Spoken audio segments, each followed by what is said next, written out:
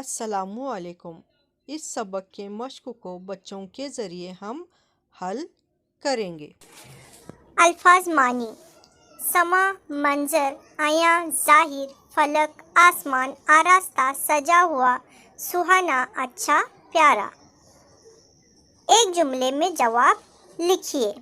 سوال نمبر 1، شاعر کون سا منظر دیکھنے کے لیے کہہ رہا ہے؟ جواب: شاعر آسمان کا سما اور ستاروں کا جھرمٹ عیاں دیکھنے کے لیے کہہ رہا ہے۔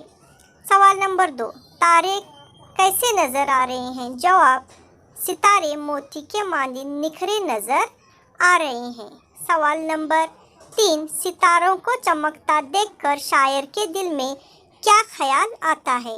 جواب: ستاروں کو چمکتا دیکھ کر شاعر کے دل میں یہ خیال آتا ہے کہ جب میں بڑا ہو جاؤں گا تو میں بھی اپنی چمک دکھلاؤں گا۔